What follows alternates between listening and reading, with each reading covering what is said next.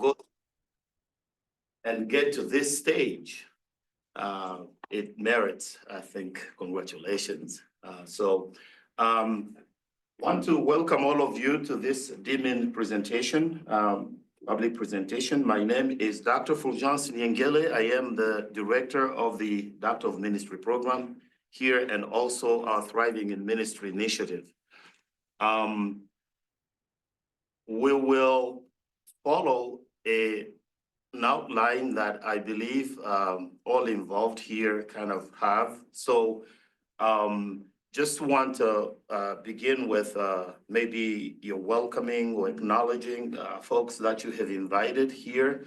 And then after that, Dr. Kamen, who is the thesis advisor, will introduce you briefly and your work. And after that, you will do the presentation. And after you complete the presentation, Dr. Kamen will facilitate some questions, raise some questions herself, and Dr. Woods, who is the second reader. And then after that, we will have you answer those questions, and then we'll invite the audience to ask some questions if they so wish to engage in conversation with you. And then at the end, after that, we'll just adjourn and celebrate. So, any word? Yeah. So I would like to welcome those who are online. I have parishioners and friends that are joining us online, and parishioners here and family here, Dan Borders, Jean and Linda Peak, Scott and Clarilyn Rankin. The executive director of the Ohio Council of Churches, Jack Sullivan, is here, and my wife Jessica and daughter Layla. So I'm happy to have all the support here in person and online. Wonderful. Dr. Kamen, it's all yours. Great, thanks. Thanks and welcome everyone. Can you all hear me okay? It looked like my Zoom just skipped. Okay. Excellent. Well, I'm really excited to introduce Adam and his work to you all. I've had the pleasure to work with him. I think it's going on almost 2 years maybe. And I have to say, Adam has been really inspirational to me in the ways that he's approached his work with deep passion and commitment to his ministry setting. That is not only at the St. John Lutheran Church in Cardington, Ohio, but also in the digital sphere, in TikTok in particular. And as you're going to hear from Adam today, you're going to learn a bit about how this ministry, this digital ministry, has unfolded for him and has become really a site of the prophetic. And so I want to introduce Adam's work by saying first, I'm honored to introduce the work of my colleague, Adam. And I use the colleague strategically there because I want to say that this process for me as Adam's Doctor of Ministry advisor has been both of professor and student, but also of peer colleagues wrestling with these ideas around the gospel and the church together. Adam's work has actually inspired my own due to the work of qualitative interviewing that he was doing with what he names Faithful Deconstructors. It inspired me to think about this group of folks, not what they have to speak specifically to the church, which is where Adam goes with his, but what this group of folks might speak prophetically to theological schools. So as his work has unfolded, it's inspired me, and it feels like we've been in this collegial space of scholarship together, which has felt really enlivening, even as I've had to do the work of helping guide the thesis and point out ways in which Adam might deepen his thinking and research. It's also been a delight to be able to be in conversation with Adam over the last 2 years. We've done a lot of meetings, and a lot of time we've gone into the work of his thesis, but then have come out on the other side thinking about what does our faith mean in this current political environment? What does it mean to be spiritual and theological leaders in this moment? And so I've really been blessed by our conversations, Adam. So thank you for that. And so thinking about Adam's work, I want to just give you all a slight introduction, and then I'm going to turn it over to him to really get into the nuts and bolts of the work he's been doing. And I got to just say that Adam has turned this thesis around in a very, I don't want to say short manner that would indicate lack of depth, but he's done a lot of writing and research in the last semester, and pulled this together over a very short amount of time, and has done that with great nuance and depth. So I commend you, Adam, on being able to do that work when we were like, okay, we need to get these 3 or 4 chapters done in the next month and a half, and you were able to turn those out. We were meeting once a week and getting the work done. So well done, Adam, and you've produced an excellent and beautiful final thesis. And so Adam's thesis, as you're going to hear today, explores the phenomenon of what he calls faithful deconstruction, a term he coins to describe individuals who remain committed to Christian faith, even as they critically examine and dismantle the harmful theological frameworks and institutional structures in which they were formed. Through a Lutheran theological lens and drawing on voices like Howard Thurman, Adam shows how these individuals aren't abandoning faith, but confronting the ways in which their faith has been distorted by patriarchy, nationalism, and racism. His research highlights platforms like TikTok as surprising but powerful spaces for what he describes as digital catechesis and spiritual community. Adam invites us to see deconstruction of faith not as destruction, but as a prophetic, faithful effort to reclaim a gospel rooted in love and liberation. His work calls the church to recognize these deconstructors not just as nuns or the spiritual but not religious, but as faithful prophets whose insights can revitalize congregational life and the church's public witness. His work challenges the church to listen, to learn, and to reimagine evangelism as authentic, relational witness, shaped by the margins, or as Howard Thurman puts it, from those whose backs are against the wall. And so without saying much more, I want to turn it over to Adam to invite us more deeply into his important work. Thank you, Adam, and congrats for getting to this point. Thank you. Thank you. So my thesis title is Sharing the Good News Amid Distortions of the Gospel, a Theological Exploration of Evangelism with Faithful Deconstructors. And it was during the pandemic, particularly in the year in 2021, where I started creating religious content on TikTok. And surprisingly, I was connecting with people who were deconstructing their faith. Now, I'll define faith deconstruction. Deconstruction was coined by the philosopher Jacques Derrida, which is arriving at a new thought or perspective by taking apart an existing one, thus deconstruction. And this phenomenon is happening primarily in American evangelicalism right now.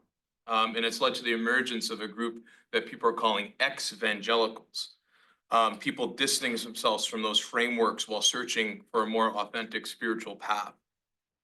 So I know, and I also noticed that some were assuming that deconstruction always leads to atheism or agnosticism, but Derrida's concept is about transformation, not deconstruction, or that if you deconstruct, reconstruction is part of that process.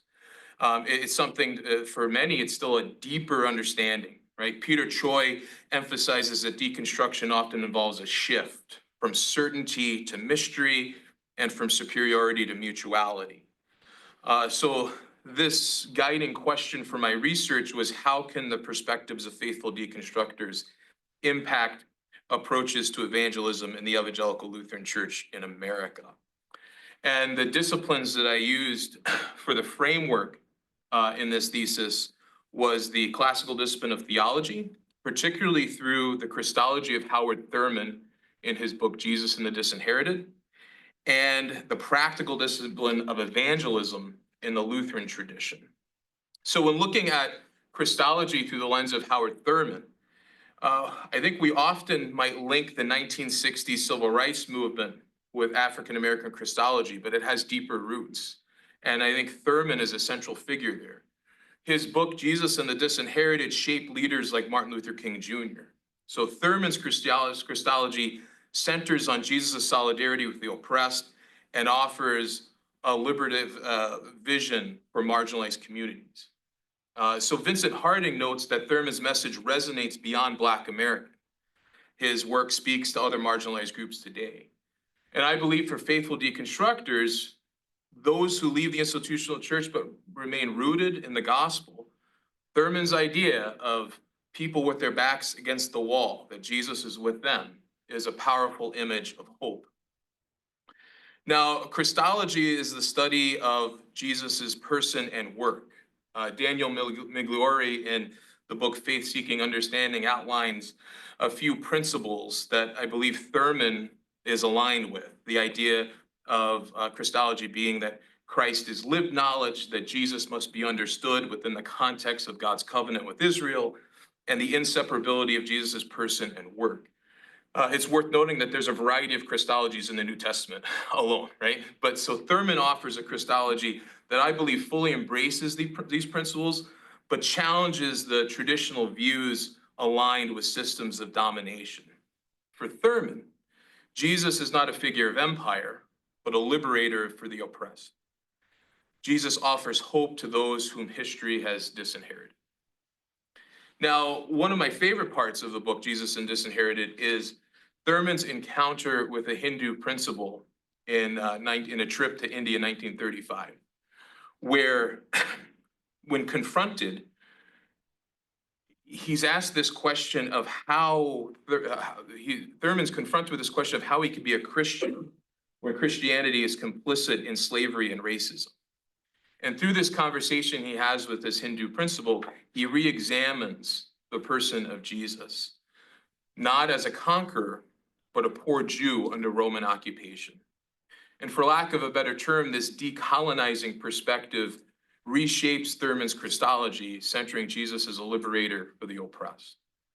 And so building on his re-examination of Jesus' identity, Thurman argues that the teachings of Jesus at its core, Christianity, are meant to enable the survival of the oppressed. But Thurman also argues the principle's critique. Thurman admits, quote, "It cannot be denied too often the weight of the Christian movement has been on the side of the strong and the powerful and against the weak and oppressed.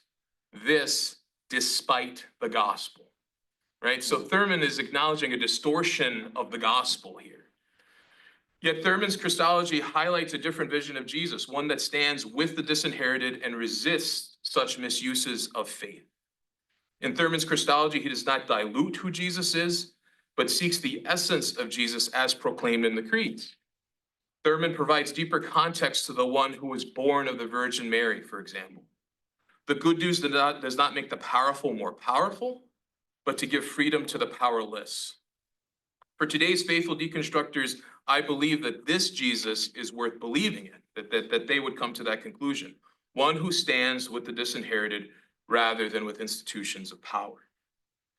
Now, Scripture is also at the heart of Thurman's Christology, particularly Luke's gospel, where Jesus proclaims, "The Spirit of the Lord is upon me, because he's anointed me to bring good news to the poor." The passage grounds Thurman's liberation Christology, connecting Jesus' message of liberation with his historical context as a marginalized Jew. Thurman's grounded in Scripture inspired Black theologians who, like him, argue that their encounter with Scripture through the lens of experience of the Black community results in a rediscovery of the good news of God's liberation to the oppressed. And Migliore observes, for Black theology, this rediscovery is comparable in importance to the rediscovery by Luther of the gospel of justification by grace through faith alone, over against the teaching that salvation rests on our good works. So we can see here through the Scriptures and through Thurman's Christology how a window is being offered that intersects with the 16th century Lutheran reformers and even the faithful deconstructors of today. His work invites us to reclaim the transformative message of the gospel and challenge its hijacking by systems of power.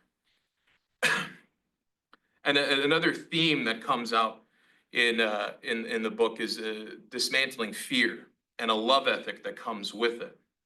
And I think this is relevant today as some expressions of Christianity use fear to maintain power, whether that be in political culture wars or doctrines rooted in wrath. Thurman reminds us that true Christology dismantles fear and fosters hope. Thurman's Christology makes this love ethic central. This love ethic destroys the barriers between us and our neighbors. And in referencing the Shema and the parable of the Good Samaritan, Thurman acknowledges that the definition of our neighbor has been expanded, and our love for other human beings is without limitations.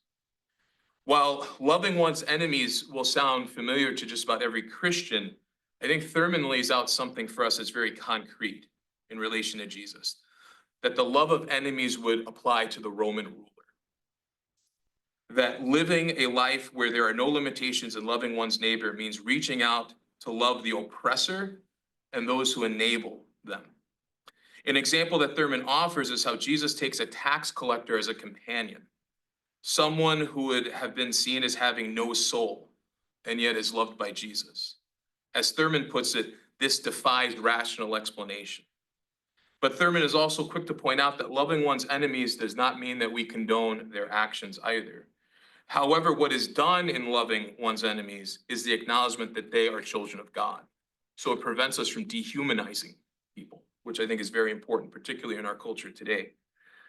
Howard Thurman's Christology calls us to confront how Christianity has been misused and to rediscover Jesus as the liberator who stands with the poor, the outcast, and the oppressed. So again, Thurman is addressing distortions of the gospel and challenges us to deepen, not discard our theology, reclaiming a Jesus who liberates rather than dominates. And through his Christology, we just rediscover a gospel not of empire, but of love, justice, and profound hope. Now, moving to evangelism in the Lutheran tradition, I want to point out that I'm not looking at this as a set of techniques, but an understanding of the gospel itself. Lutheran churches have long been grounded in their catechetical tradition, using it as one of the primary means of sharing the gospel with others, passing it from one generation to the next. For Lutherans, the doctrines and teachings about the gospel are articulated in documents like Luther's Small Catechism and other confessional documents found in the Book of Concord. They contain the medicine for one's spiritual sickness. This sickness is the reality that we cannot save ourselves. We cannot be our own physician, so to speak. Our reliance is entirely on Christ. The idea that there's nothing we can do for our salvation is not hopeless, but rather filled with hope, for our faith and hope rest in the benefits of Christ. So while Thurman examines the person of Jesus and the context in which he lived and ministered as a way of showing his solidarity with those who have their backs against the wall, Christology in Lutheran evangelism, I would argue, emphasizes Christ's solidarity with humanity on the cross. Referring to John chapter 12, verse 32, where Jesus speaks of his crucifixion, saying, and when I am lifted up from the earth, will draw all people to myself. Martin Lorman points out that the cross reveals who God is and what God does. The Lord of life creates life out of death. Thurman recognized the contradictions of Christians aligning with oppressors or even being in the oppressor themselves. Lutheran evangelism for the Lutheran reformers is a response to distortions of the gospel in their own time and acknowledges the tension between law and gospel, the pervasive reality of sin, evil, and death in the world, and proclaims the cross of Christ as victorious over the forces that stand in opposition to the gospel of Jesus Christ. This understanding of the cross of Christ as good news lifts the burden of needing to save ourselves or the world. We're liberated when we take seriously the freedom won for us on the cross, and the transformative power enables us to bear witness to the benefits of Christ's love and grace in the world. Now, an obvious question I think we all have to ask is, what is the gospel? That's really what I was wrestling with throughout this research, because it seems obvious. I think all of us in this room could say, I could say, like, we're at this, as a church, we're about the gospel, right? We're about sharing and spreading the gospel. But even in this room, we would have different ideas and articulations of what that gospel is, right? The reality is that there are so many different understandings of the gospel in our society, but there are also different facets of the gospel as well. For Lutherans, the gospel is not just one thing. The gospel is justification. The gospel is Christ. The gospel is forgiveness of sins. The gospel is the sacraments. So that, and this also raises a question of, why does one need to be justified in this days and age? Why does anyone need forgiveness? Why does anyone need Christ?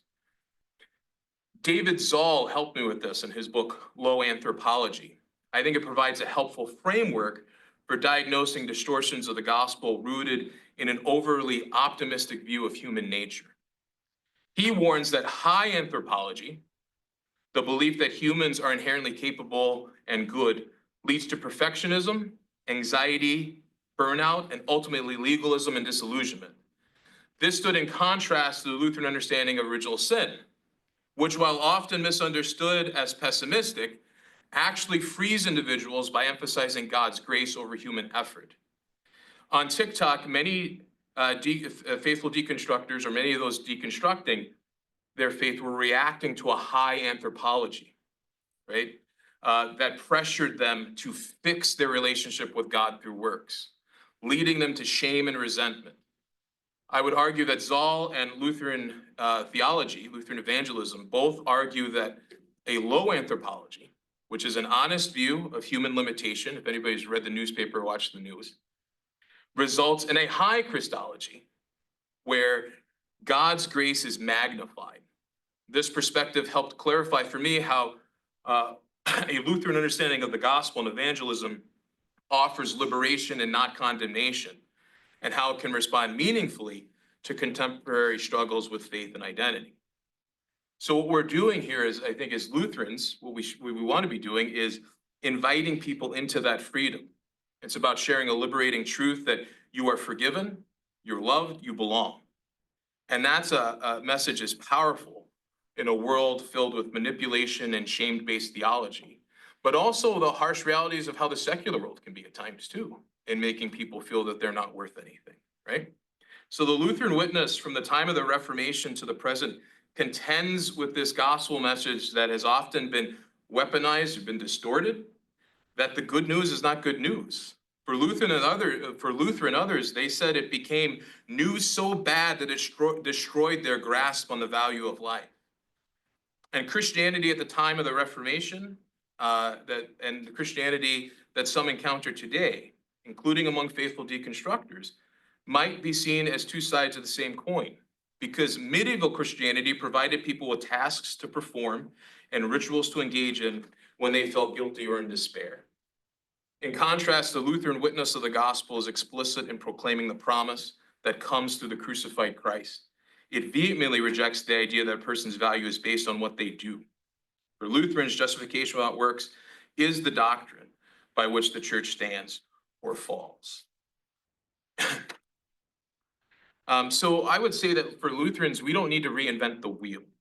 Instead, we need to lean into this rich tradition in strengthening a practice of evangelism, making the catechism, small catechism, for instance, more portable. Highlights how we equip people and articulate the gospel in their daily lives, right? Don't just keep it within the church and confirmation classes, but how do we bring something that was meant for the home back into the home, right? Even seeing this more explicitly or understanding it more explicitly in worship, that if we believe that we experience heaven on earth in word and sacrament, that when we go in peace to serve the Lord, after the worship service, we're called to share this experience of heaven with others. I would say it's evangelism in motion. Now, I would also hope that through this project, we can discern this prophetic witness of faithful deconstructors that can shed some truth on how I think congregations focus on a return on investment mentality that exists. I hope that ROI churches can come to a sense where they would move from return on investment to relational opportunity for interaction. That with this understanding of evangelism, we'd stop seeing people and relationships as transactions. That there are congregations that see the need to evangelize only to increase attendance, maybe to balance their budgets, but that isn't sharing the gospel. There are others who don't see the point in engaging in outreach ministries if they don't see a direct result in how it creates engagement in their congregation. But evangelism as a relational opportunity for interaction invites us to enter into relationship without calculated outcomes and with the freedom to share how we're transformed by Christ without any strings attached. It also puts us on common ground with other people where we can truly listen and learn from their beliefs and experiences, which may challenge and strengthen our faith as well. In congregational life, I hope this mentality will facilitate a culture willing to listen, engage, and invest in people out of the joy that they have in the gospel. And now, while the idea of relational evangelism is not new, I think this project critically examines the substance of the gospel we share, inviting us to rediscover its transformative power. Now, moving on to the research. Qualitative research was used using individual interviews aligned with the research question. The study is descriptive in nature, exploring what is seen as a new phenomenon in American Christianity. This approach was appropriate for the research question as these faithful deconstructors provided valuable insights into a growing community in the United States.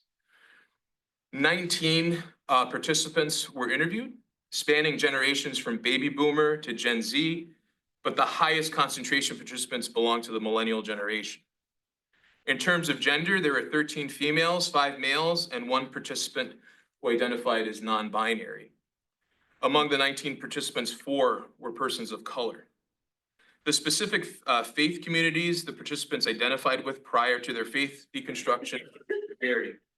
5 participants came from the Southern Baptist Convention, 5 came from non-denominational churches, 3 were Assemblies of God, 2 were the Church of Christ, 2 were Roman Catholic, and 1 from the Lutheran Church Missouri Synod, and 1 the Free Methodist Church. All were contacts through TikTok, and all the interviews were conducted on Zoom.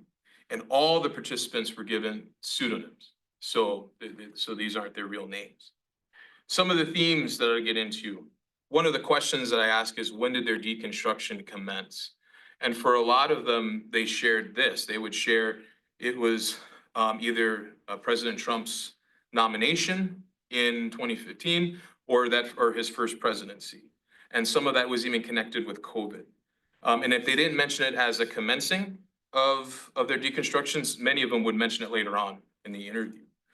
But I want to also unpack that a little bit, that it's not so much about Donald Trump himself, but how churches responded or failed to respond to what was happening at the time.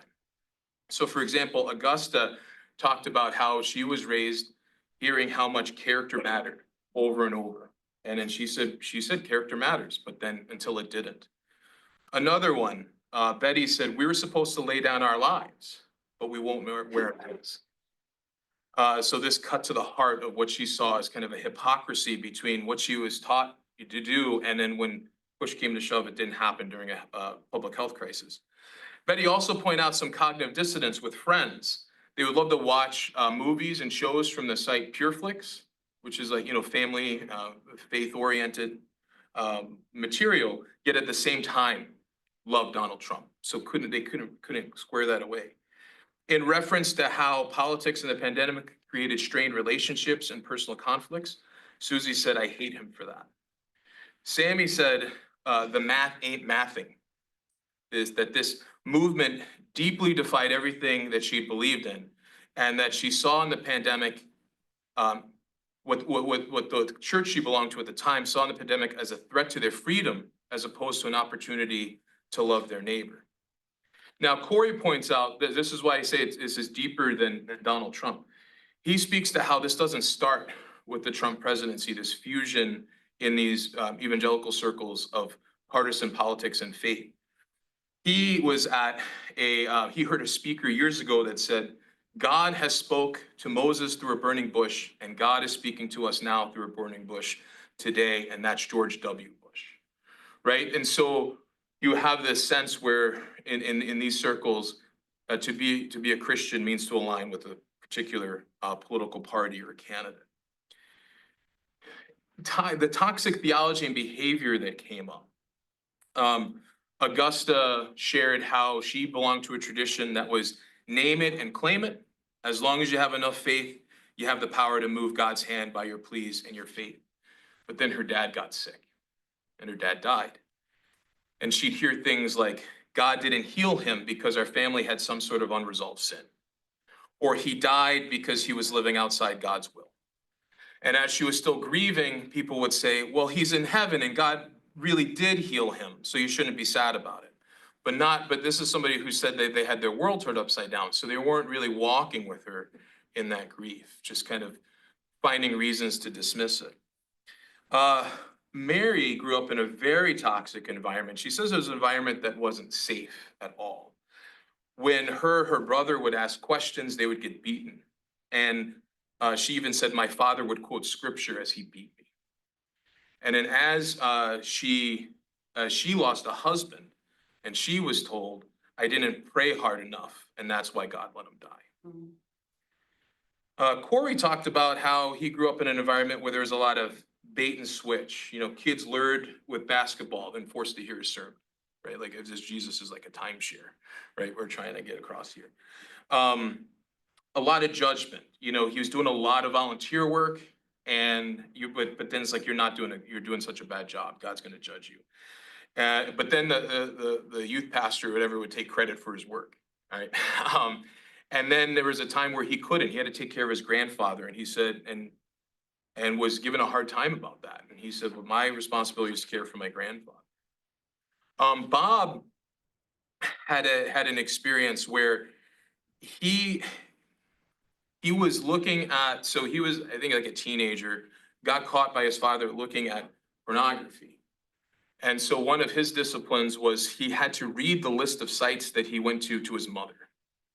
And then he was given a book by James Dobson, which Bob says that this book, you can't find it in circulation. Dobson's been figured out a way to, I guess, get this out of circulation. But the conclusion of the book is that if you watch pornography, you're going to become a serial killer. And he said, my parents legitimately thought I could become a serial killer, because I think he said Dobson wrote this book shortly after maybe having an interaction with Ted Bundy. And so that was the conclusion he came to. But he said I could never be in the perfect box for his parents. He wasn't broken enough. Looking at the teachings of Jesus, it just didn't go together. And then one time he remembers his dad accused him of looking at maybe at a woman too long and saying, you're saying that I can't be forgiven because I look longer at someone than I should have, right? So this is the kind of environments they were raised in. Fiona, sharing her experience in working at a church, said the pastor would give the staff a hard time for not tithing enough. They never did anything. She noticed they didn't do anything for the community during COVID. That bothered her. And this pastor wanted to be a congregation to be branded like Hillsong, if you're familiar with that. And she said, a brand? I thought this was the house of the Lord. And she noticed, regardless of whether it was a small church or a mega church, she saw the same toxic behavior, right? So these things would come up. It's certainly a culture that was in these expressions of Christianity. There's a shift, I think, overall when it came to LGBTQ issues. Some wrestling with their own sexuality. I'll share one from Cosmo, who identifies as gay and non-binary, that faith deconstruction provided a way to break free from harmful attacks on their sexual orientation. They would attend ministry conferences that were convinced to pray away the gay, and would leave with a spiritual high, but like a month later, still gay. And so it took a toll on their mental health, but it was connecting with people in what we call the deconstruction community on TikTok that he was able to get to a healthier path for himself. Augusta said that, it was people close to her. Her brother came out as gay, her husband came to terms with gender dysphoria, and she said that, if anything, I'm going to err on the side of love.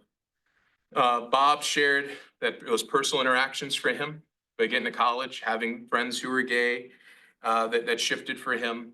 Corey, Juno, and Jade, they just expressed frustrations with how invested and politicized those issues were in the church, that they'd be heavily invested in these culture wars, focusing on human sexuality, but troubled with how the church wasn't doing any kind of local outreach and things of that nature.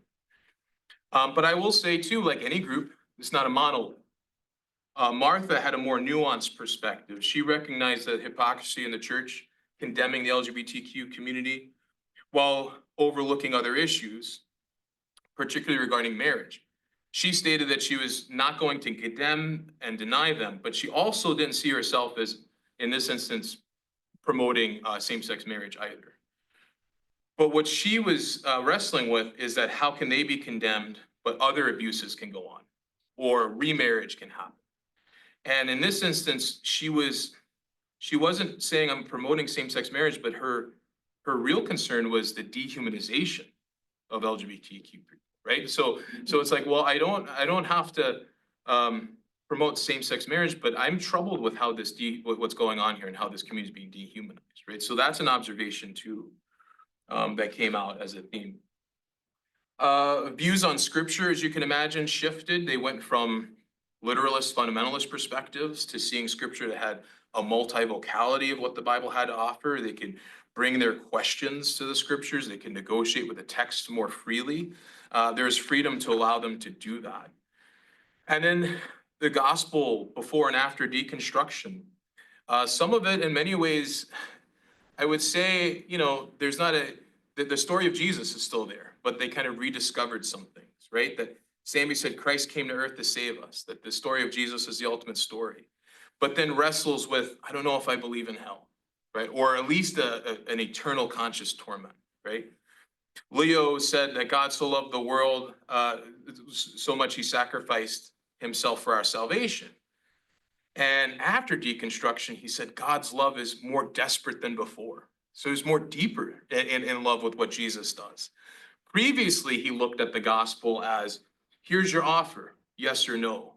And afterward, it's God in service to humanity, right? Mel formerly saw the gospel through this lens of penal substitution atonement theory.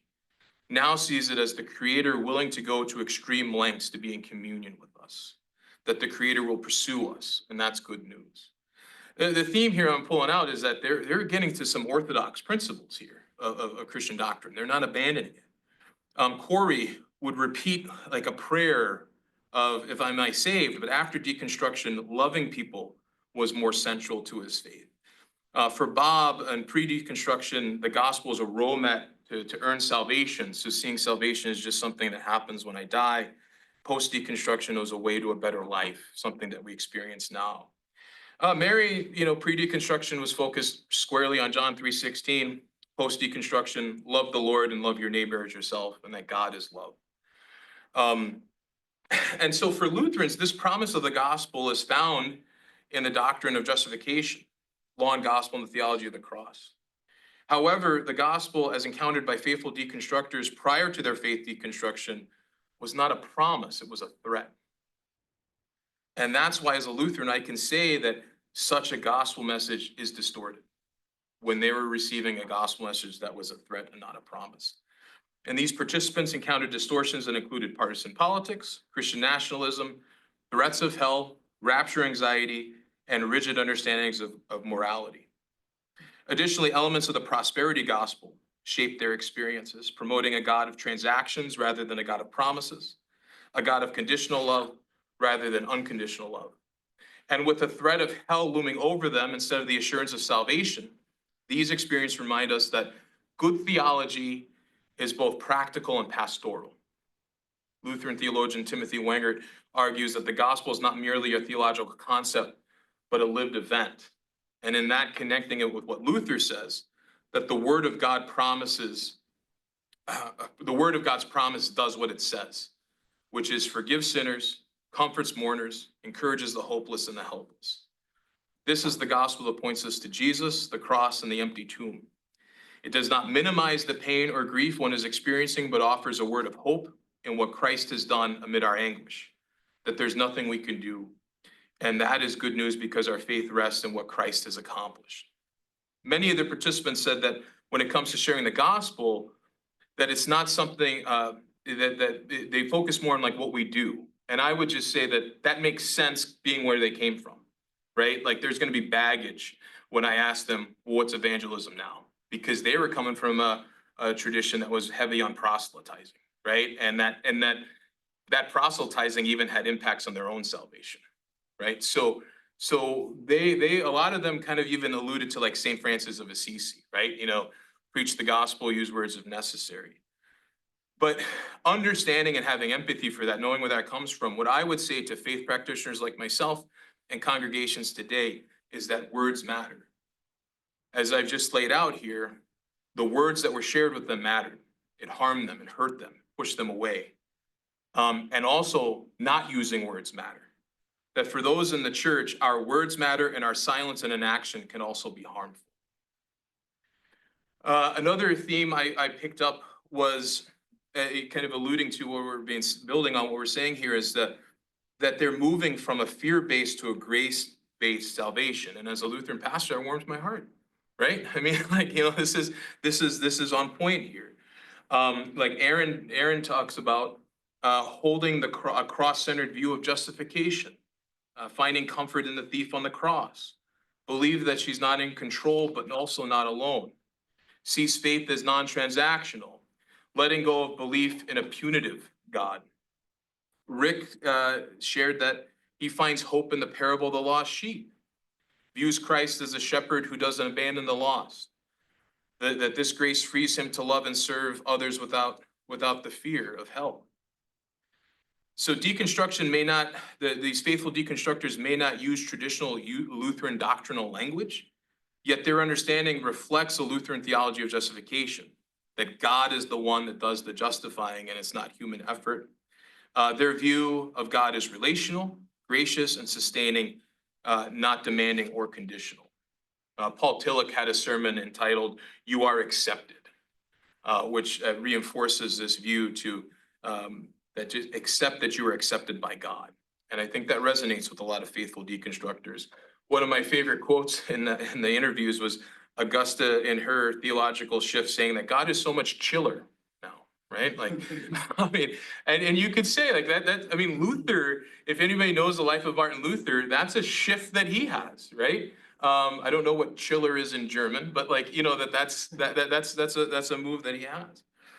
I think faithful deconstructors can open us to navigate what it means to share the gospel in a pluralistic society. I fear that we become very afraid of those things, right? And I think what's happened in our society today is we look at pluralism and we think of either our options either to be exclusive or relative. And I think faithful deconstructors can help us navigate a better path in how we can faithfully share the gospel in a pluralistic society without having to dominate one another. We can be kind of anti-colonizer in that sense too. Meet people on common ground, share that diversity, and that's grounded in a sense that everybody's created in the image of God, the Imago Dei. We start there and can embrace and appreciate diversity, but not feeling that we have to water down the gospel. I think American Christianity has been pulled to these extremes of either exclusivism or watered down, you know, just kind of relativism. And I think there's a new path that we can enter into.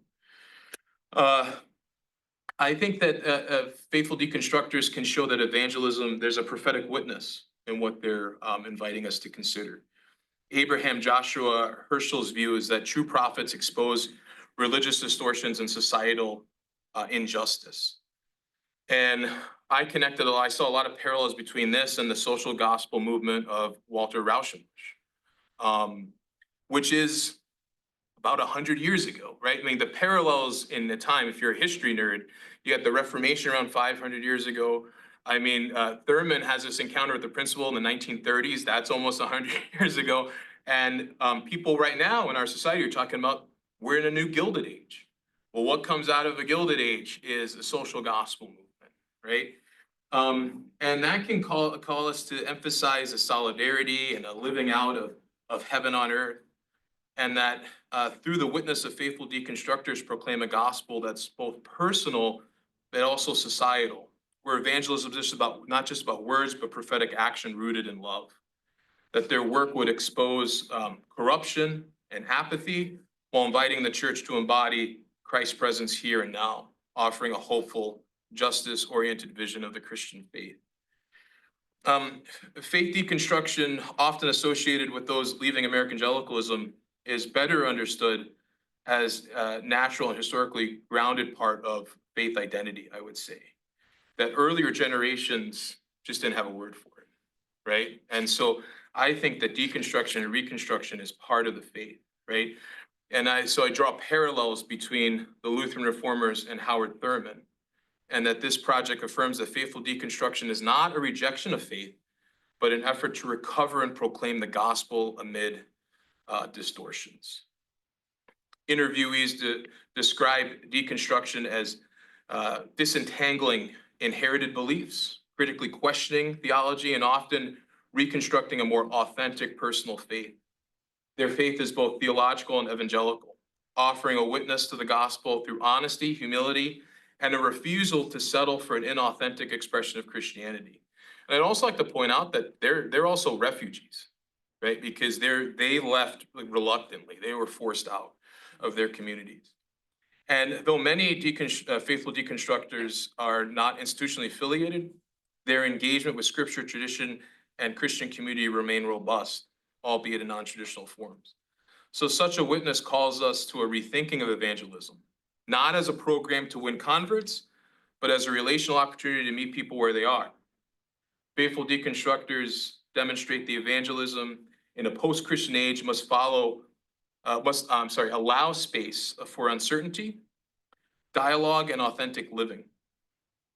Their example challenges institutional churches like the ELCA to move beyond fear of decline and recognize the Spirit's work in these liminal spaces, treating deconstruction not as a threat, but as a sign of spiritual vitality and honest engagement with the gospel.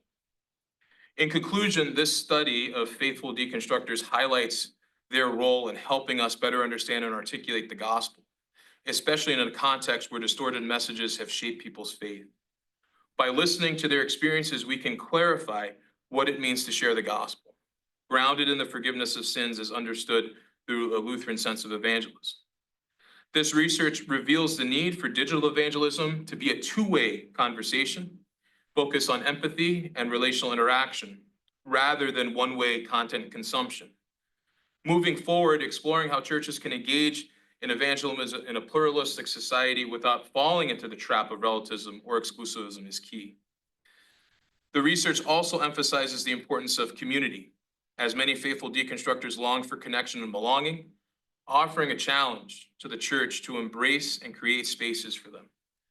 Additionally, the entanglement of religion and partisan politics needs to be examined to avoid harmful effects of toxic divisions. Faithful deconstructors can provide valuable insights into how churches, especially the ELCA, can better understand evangelism and be more attuned to diverse voices.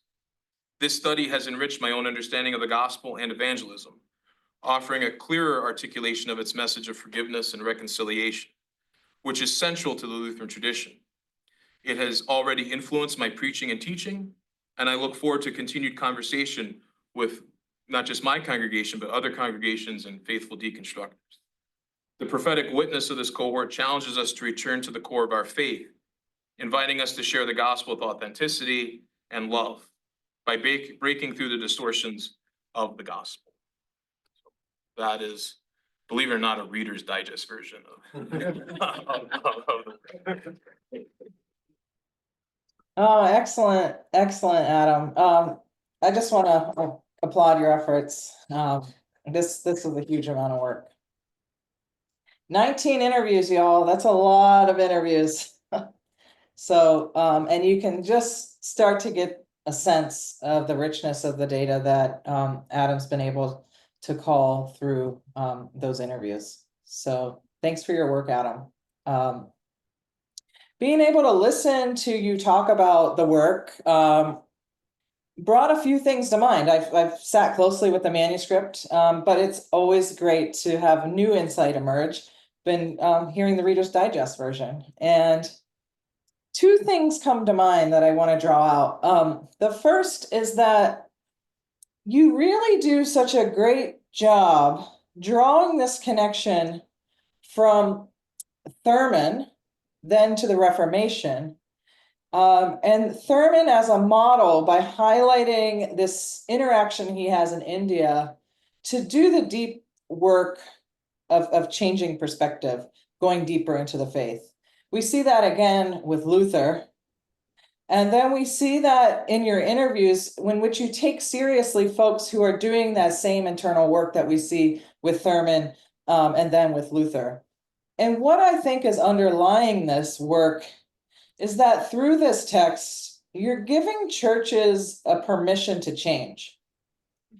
And I don't mean change just for the sake of change, but this notion that sometimes we really need to shift when the gospel has become distorted, or maybe our practices have become distorted, and so that we can't necessarily hear or preach the gospel in as effective ways.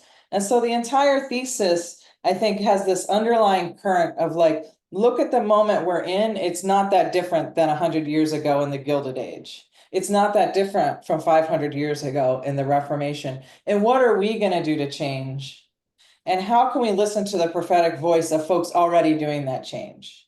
And so you're inviting churches, both in the main line and also other places, to take this work of change and seriously, and saying, what are we called to in this moment? What is our social gospel in this moment? And I think it's really, really, really powerful in this time, and it really comes through with these connections.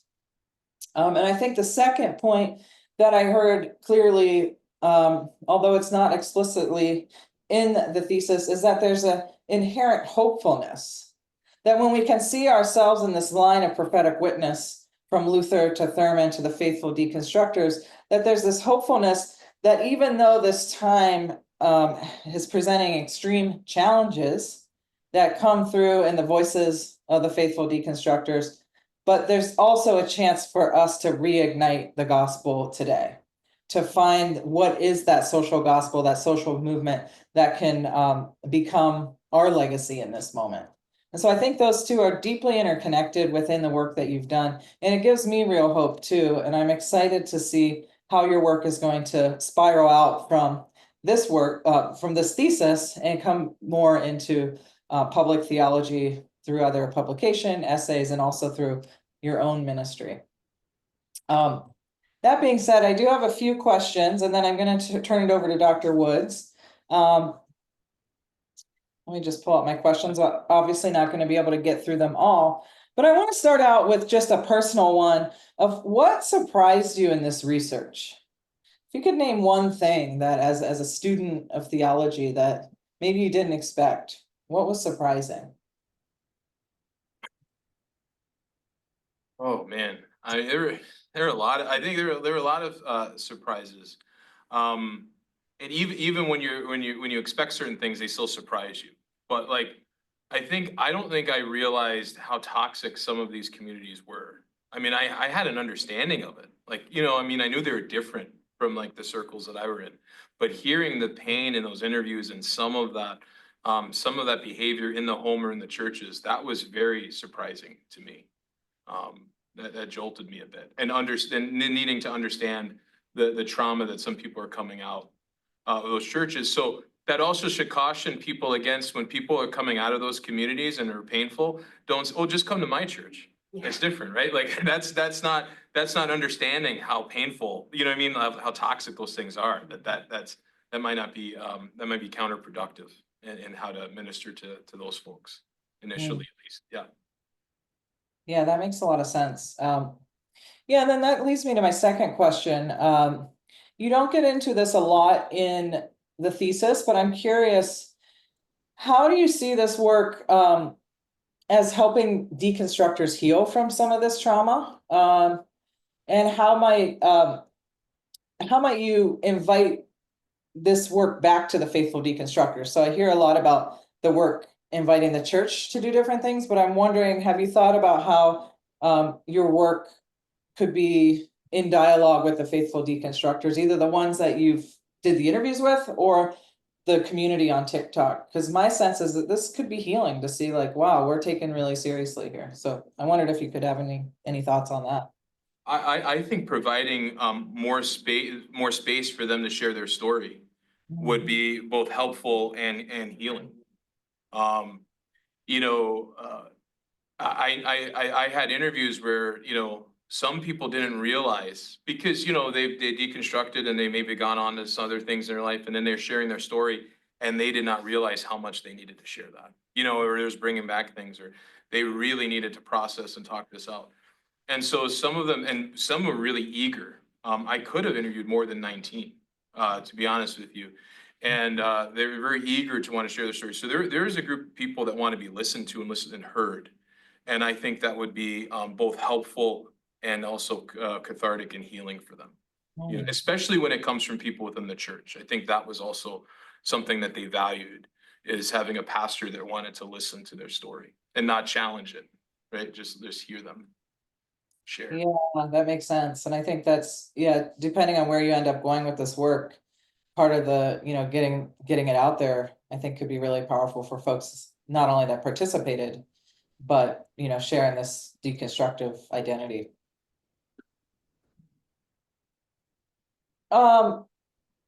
So this will be my last question, and I want to turn it over to Dr. Woods, but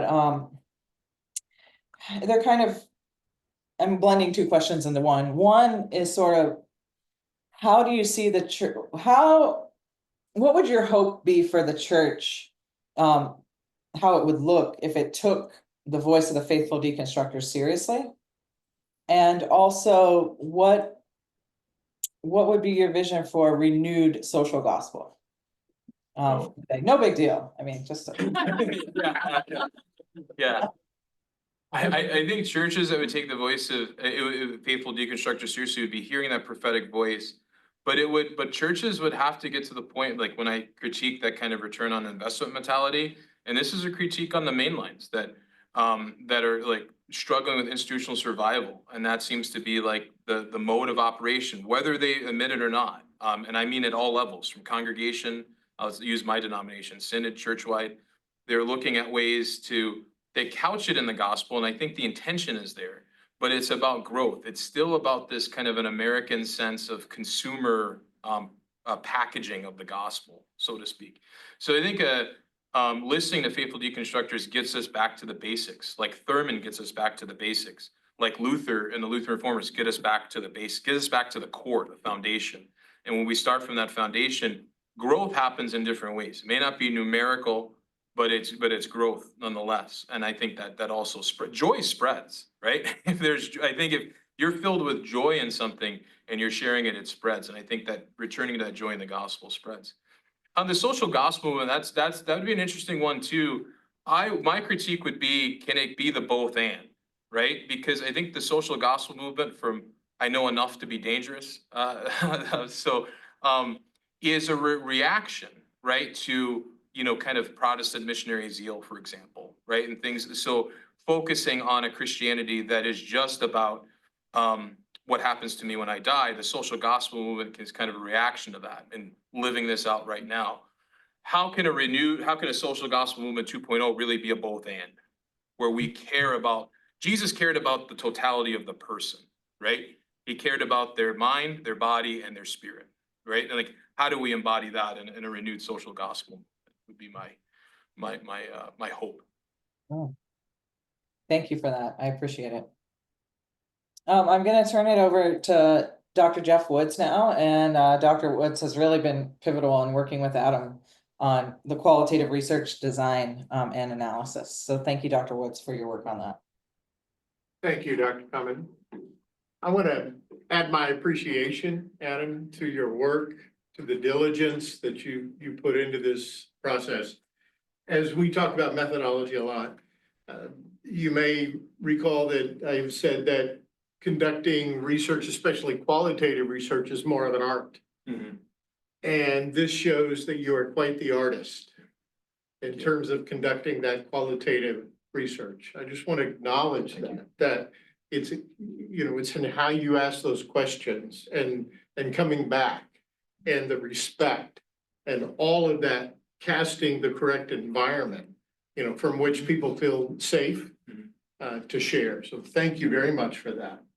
And secondly, second comment, and I just have two questions. Just the implications for online worship.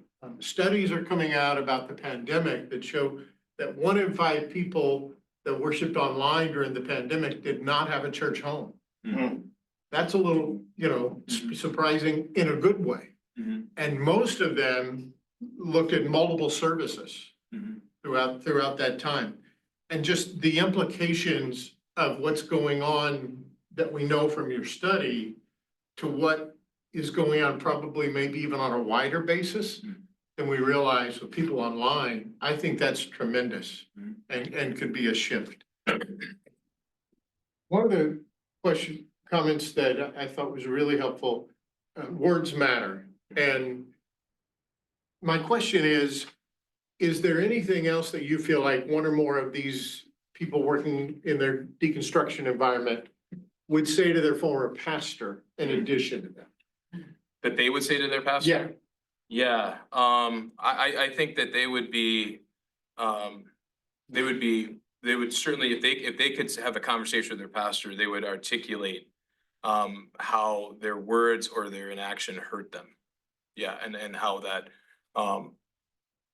that this what they were experiencing and seeing did not align with the teachings and beliefs in Jesus. It wasn't, a lot of it was, this isn't the Jesus you taught me to believe in and follow. And that's really where the pain is. And then even probably many of them would share the loss that they had as a result of having to walk away, because that was their community. In those communities, that's their life, right? I mean, you talk about people being very involved. These were the highly involved people in their churches. These weren't like marginal attenders. A lot of them were very deeply entrenched and involved, and that was their community, that was their family, and they lost all that. And they shared those experiences also where they left the church, but those people, the church people weren't friends with them anymore. Didn't talk to them, didn't engage them, kind of alienate them in the public, right? And so I think if they could talk to their pastor, they would share with, kind of the frustrations of unfaithfulness that they experienced, but also the deep loss that cost them and where they feel having to follow Jesus. Yeah. My second question really emerged while you were talking, and I recalled how different your research question became from when you started. Yeah. And so my question is simply, what are the sources or the circumstances that allowed that research question itself Oh, okay. Yeah. to change over time? Yeah. I mean, it was really because I started this DMIN program prior to the pandemic. So certainly it was one of those things that the pandemic was changing a lot of things in our lives and in ministry, right?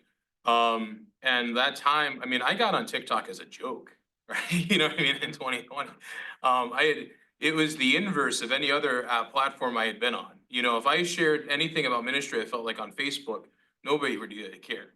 I'd have to share pictures and things of my kids or my dogs and stuff. On TikTok, it was the opposite. They don't care about my kids or my pets, but they care about for others in ministry content, like theology, like resonated. And that for me was also something I needed in a time where I couldn't be around people, right? I mean, so I was being connected and pulled into a community.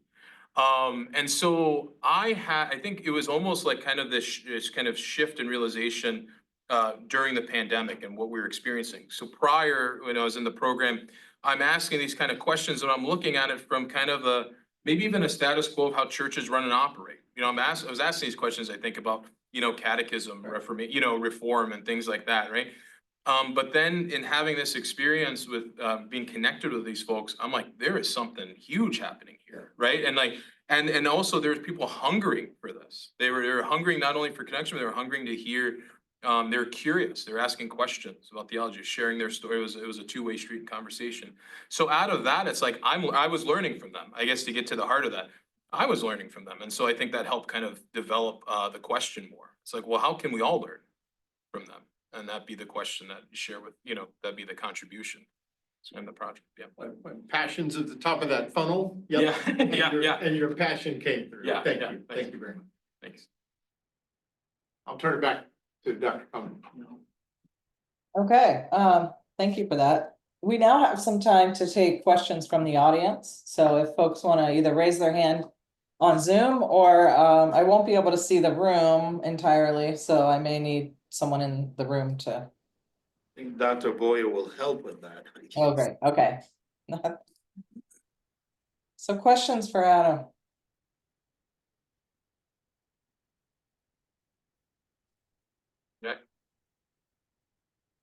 I found your presentation to be fascinating, and very much encouraging to those of us who work for the church and with the church.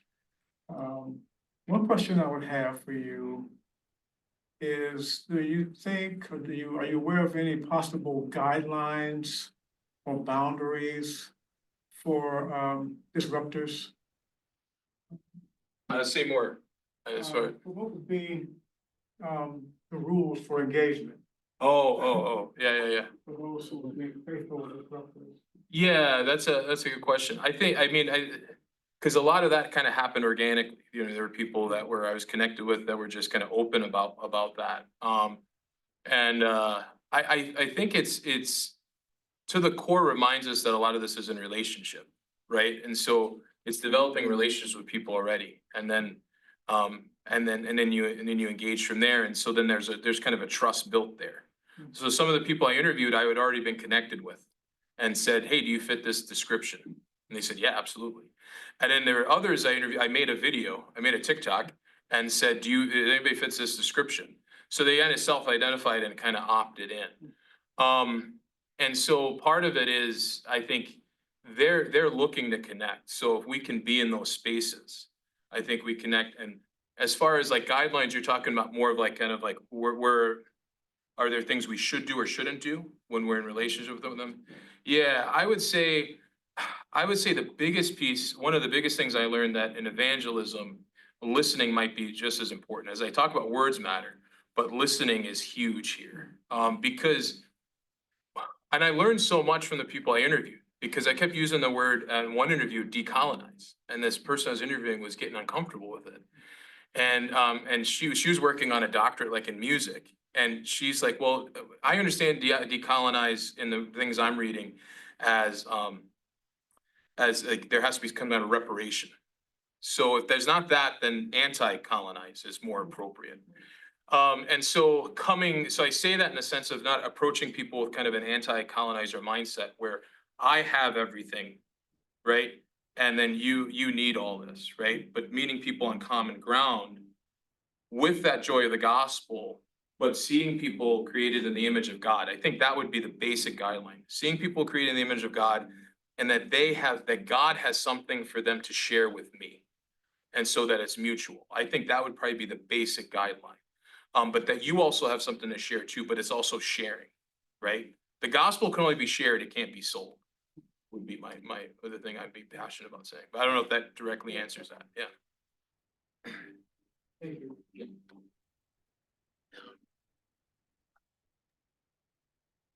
Other questions, comments? I'm probably out of the picture, but I'm a member of Pastor Adams' congregation. I'm also an elder on the church council. And after having spent some time with his thesis, there are a couple points that stood out to me that bear mentioning. For one, probably most of us are familiar with the ongoing Pew Research of the growing number of nuns that are out there, and how dismissive the church can be about that. It's like, well, they're nuns, they've moved on, but it's clear that there's a faithful cohort of what would be identified as nuns. Yeah. And they're not nuns. They're not that understanding of Jesus. It's this understanding of Jesus, and that they're just as passionate about. And what you've done, and this is a really huge thing, is you've given these people a voice. Now, the question is, what happens next? Is this the inspiration for essays, books, seminars? And if it was the 1500s, you'd make a bunch of copies of this and nail this to church doors, you know? But, but that's, I mean, not that I have any suggestions, but it's just, this is profound work that has implications for the future. And so how do we sustain some momentum of this group of disruptors? Yeah. And I felt like, being kind of biased, that's the benefit of qualitative research. because it was able to get at something that quantitative research would have just categorized them as nuns, right? I think it's finding ways, Scott, to continue to have these conversations with more and more people.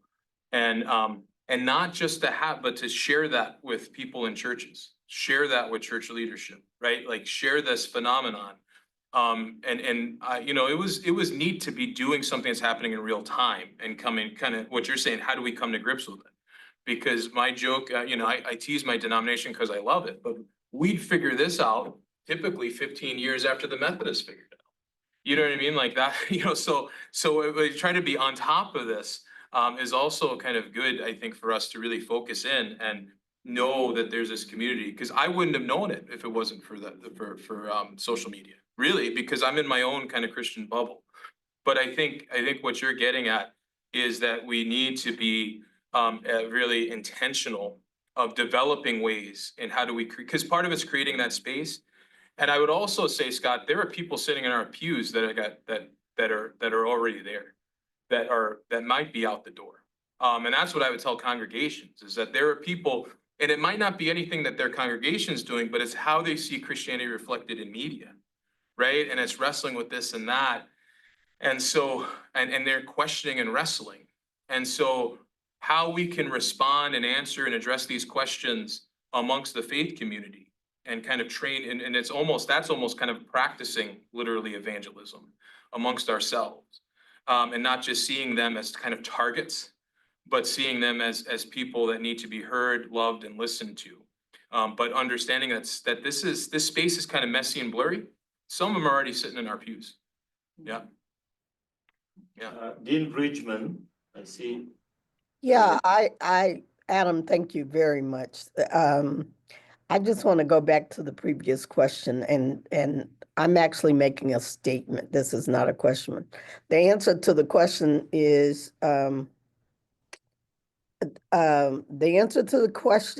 yes, this is publishable and should be. This is absolutely publishable and useful for the church at large, the Lutheran Church surely, but all of us.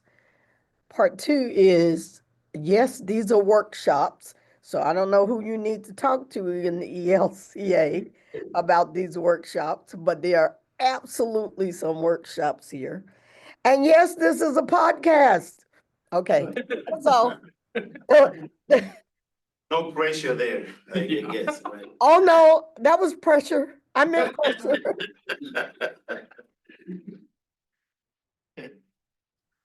I thought I saw a question from Jennifer Eastman. Was there a hand?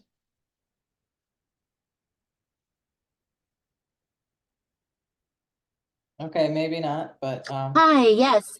Yes, hello? Hello? we can hear you. Yes.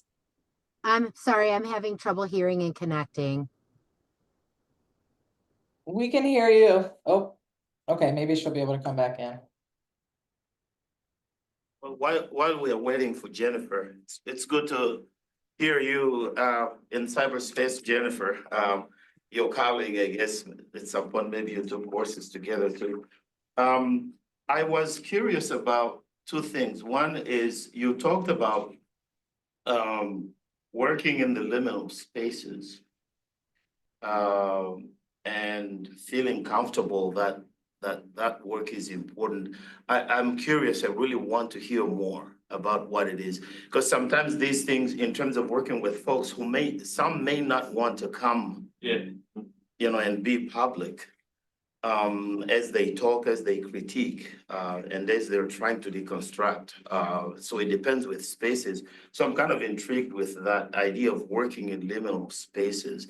How does that look like? And how would it look like maybe? I think it's working in those spaces that bring us joy, and it's not in the sense of going to those spaces. And I hate to really hit hard on this critique, but not with kind of calculated efforts. I mean, I think when we're looking at outreach and just it's typically when we're looking at outreach or trying to get people, it has a kind of calculation to it. But if you're meeting people in liminal spaces, it's messy. It's knowing that there are these people you might not see again, right? Like, I mean, I connected. 99% of the people I connect with on social media, I may never meet in person, right? Like, and so in some ways, people are like, well, why, you know, I mean, nobody maybe say it out loud, but it's like, why bother, right?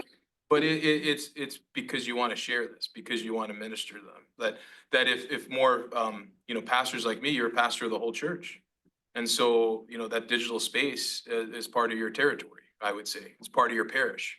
And you do that without any sense of, you know, you might, it's not about getting a dime or a body in the pew, but you do that, you enter into that. So I think that's what it kind of looks like, but you just never know. But then that also creates, like I said, I've grown from that too. That creates growth, or that interaction with that community. As a parish pastor, I think benefits my community too, because those interactions, the questions they raise, that got me to think of things and how I share that, how I preach on that, right? So it's one of those things that does have dividends, but it's about, you know, it's investing in people just but we're very, maybe prodigal in a way, right? You know? Well, I want to just add this, and then I see Amy's hand. There's Jennifer Hickman's question was on the chat, so I was Oh, gonna yeah, yeah. you have a chance. Okay, her question was very much related to what you were just talking about. She's wondering how this research is impacting your current ministry in your current congregational setting. It would be interesting if you interviewed people here, if they've noticed anything prior to today. Like for me, it's impacted kind of my preaching and teaching and kind of how I just approach and being able to we engage, just doing things and for the sake of doing it. We do this because Jesus tells us to do it. And there's a joy in that. And I've seen growth in people in kind of engaging in ministries and doing that stuff. So yeah, and then freedom to ask questions. We've had brought in people in the last couple years that have named some of the things that Faithful Deconstructors were talking about. They didn't like, you know, they're tired of Christian nationalism.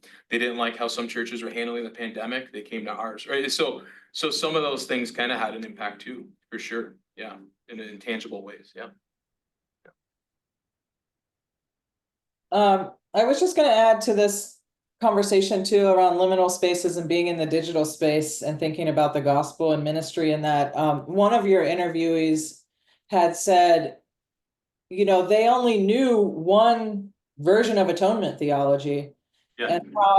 And I think of that as like, wow. And then you were able to say, wait, there's more than just this one version. And how, for me, that was so liberative and such an important impact of having a voice in this space where folks that don't get to come to seminary and learn all the things that we're learning here, the Christianity they might have inherited could just seem so ossified and like, this is it. And then they're like, okay, I'm leaving that. And then it really is evangelism to be like, no, it's not just that. That really is good news. And so I was really impacted by that particular person and what it says about kind of the work you're doing in that space. So anyways, Pastor Amy. Full disclosure, Adam and I work and serve probably 15 miles apart from each other, but we met on TikTok. So Yeah, there were instances. Yeah. yes, yeah, we kind of been circling around each other, but that's how we finally connected, was through TikTok. But my question to you is, how do you communicate to people who don't exist in internet spaces that they are spaces and that they're important spaces where we should be investing in people's care and their faith? Yeah, and that's what so that's why, again, being biased, what I loved about qualitative research is that interviewing people made me think, well, this is happening in my community too, right? Like not necessarily in my congregation, but in my community. And so there are people that aren't plugged in or on a kind of a faithful deconstruction community, but there are people in our communities that are wrestling with those questions or wrestling with these experiences. And that's why in some ways being prepared to meet them, and you do. I mean, I've had those, I'm sure you've had those interactions too. Like they might not know the phenomenon that's happening, but they're experiencing it, they're living it. Does that make sense? And so I think that's another sense of when we do that kind of one-on-one, you know, the social workers talk about micro and versus macro kind of practice. So if you, and I think pastors are a lot of times we're doing that micro work. We're talking with people one-on-one, and if we listen, we're getting insights to problems in a wider community that the individual doesn't realize. Sometimes the individual thinks it's just them. That was the phenomenon of the deconstruction community. They thought it was just them. And a platform like TikTok realized like, no, it's not just you, it's a bunch of us. So those people that aren't connected in those spaces, I think we know that they're out there. And how do we get outside our buildings and interact people in the community and have those kind of be open for conversations and I've seen that happen. I have a colleague that, you know, she's out doing that just by, again, it's not a program. She went on a sabbatical. This was fascinating. And she thought she was going to come away with a program. She didn't. And her church said, Justin, you know, we just want you out in the community. And so as like mom doing things with the Girl Scouts, is what she's connecting with people that are looking for a church or that know that she's a pastor. It's those things. That's why I can't emphasize enough. It's more organic and not programmatic or not calculated, right? So I hope that answers your question, but I think it's knowing that they're out there in our own communities. Yeah, outside of the digital space. When I hear the phrase faithful deconstructors, it makes me think that those deconstructors actually do care Mhm. about the church and their spirituality, and enough to take the risk to work at deconstructing it for something better. Yeah, for Would you sure. say care is the heart of their work? I would say so, yeah. And what I try to show forth, and again, they're not all a monolith, but many of them were expressing what we would consider kind of orthodox theological principles, right? I think I even cite in the book, even, you know, some of them may have came to the conclusion of something like universal salvation, but that has its arguments within church history. Even I think was it David Bentley Hart wrote a book recently that all may be saved or something like that, right? Like, so they're in good company. I mean, there might be differences within but they're not kind of creating new things. You know, some of their beliefs are very, very ancient or very, very much, as I was kind of bragging, in line with Lutheran theology, right? you know, already, you know. So no, I think they're trying to get at the core of what the faith and understanding the gospel is. Yeah, they're faithful. Yep. Wanted to maybe related to that, but maybe different in terms of that aspect of they care about something important here. And you talked about the importance of good theology. And so I'm thinking the importance of good theological reflection. How do we, and you made a comment that good theology is both practical and pastoral. And I'd like to hear a little bit more about that in terms of particularly the pastoral piece for people who might be suffering, might be in pain because of these views and the experiences they have within the church. How do you get folks to really do good theology? Right? And theology that is really good and practical and pastoral. Yeah. Now you can see my bias because as a pastoral theologian, you know, I care about, you know, actions and practices that really would attend to the suffering and to the pain that people are dealing with. So yeah, any comments about how do we get to people to do good theology and good theological reflection? Yeah, sometimes there would be comments in seminary that would frustrate me that, you know, like, well, this is good pastoral care, as if like, you know, the good theology is not, you know, like you dismiss that. Like, well, no, if you're lying to people, that's not good pastoral care, right? You know, so yeah, I think that, you know, Dr. Common pointed out, you know, if somebody's wrestling, you know, and again, this is, you know, we might not think of these things, but some of the people that were deconstructing are wrestling with this sense of, you know, am I saved? Right? And so, you know, and thinking that there's only one way to look at the atonement of Christ. And so how do you articulate that? How do you share that? Or in looking when kind of drawing upon, you know, low and high anthropology. That's important to be grounded in so that so that now maybe you're not quoting books or, you know, or citing theologians, but being able to embody that as a faith practitioner, though that understanding and sharing that and conveying that in a way that's good pastoral care, but is grounded in good solid theology. So it requires people to really sit with that stuff. And my concern is that in churches like concerned with institutional survival, they're not looking at good theology or even good pastoral care. They're looking at ways to get people just, it's very short-sighted. And so it has to be grounded in that. But those fundamental basic questions, even at the time of the Reformation, are still, they're popping up today, and that's caring for people's souls. Yeah.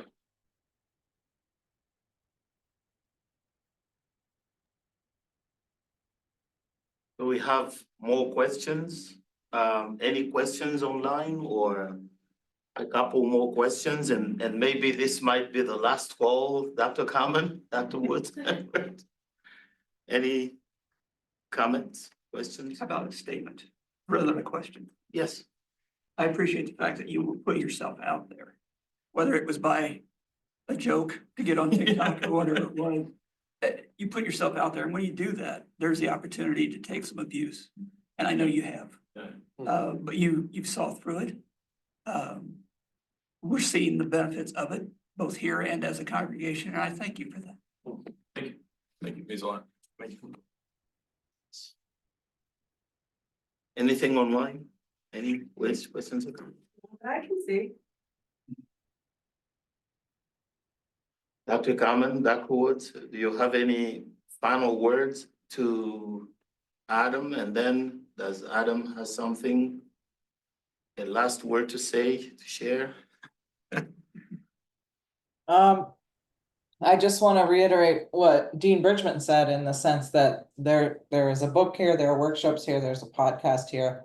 This work's really important. It's been really a gift to be able to walk with you on this journey and to learn from you, and also see in your work some of my own journey reflected. And so it's been a personal for me as well as academic. So thank you, Adam. Thank and you. I really look forward to seeing where this goes. Thank you. Thank you. Yeah.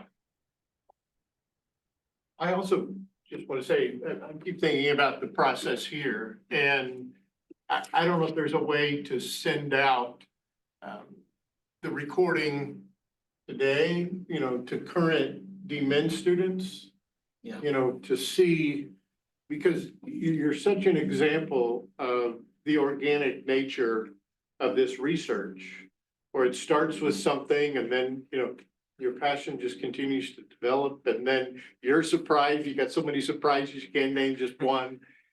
That whole process to share, with people that either at the beginning or middle stages of what it looks like at the end. Mhm. And I think this is just a great example of what it can look like at the end. So maybe that thought, we could do that.